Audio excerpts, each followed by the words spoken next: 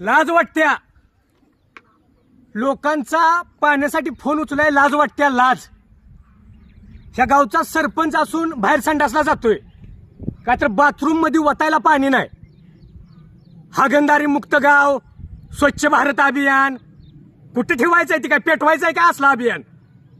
जानेवारी महिन्यापासून लोकांनी पाण्याची मागणी आहे इकडं एरियाला पाणी सोडा म्हणून. जानेवारीत पत्र दिलतं, जानेवारी गेला, फेब्रुवारी गेला, मार्च गेला, एप्रिल गेला, मे चालला. 4 दिवसात पाणी येरा नदीला म्हणून सांगतात. 1 दिवस आड लोकांनी पाणी सोडतोय, ते पण 5 आणि 10 मिनिटं.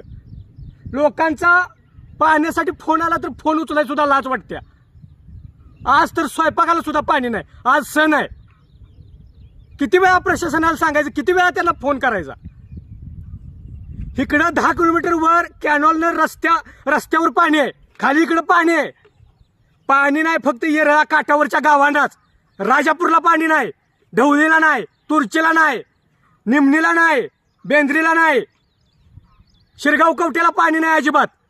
काय केलं येरळा काठच्या गावांनी?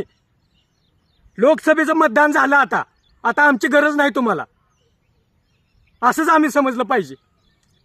किती वेळा मागायचं त्यांना, किती वेळा विनंती करायची? लोकांचं पाण्यासाठी फोन उचलायला लाज वाटायला लागल्या, लाज. या अंडरपॅन्टन बनायला वालोय का नाही, आता तर वाटते की गावातनं फिरायची लाज वाटते. लोक अंगावची आता कापडच काढणार आहेत. पाणी सोडलं पाहिजे हो, पाणी सोडलं पाहिजे. कधी सोडणार आहे पाणी तुम्ही? एरियाला पाणी सोडा. आमच्या गावातल्या द्राक्ष बागा छाटणी झाल्या, वाळून चालल्या त्या. लोकांनी अक्षरशः संडासला पाणी नाही. आता संडासला आमच्या तुर्ची गावात लोकांना पाणी नाही.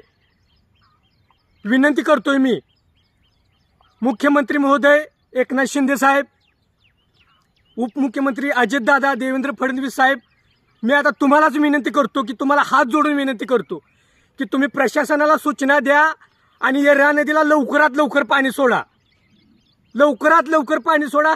ही आता मी तुम्हालाच विनंती करतोय. तुर्चीगावचा सरपंच विकास डावरे, धन्यवाद.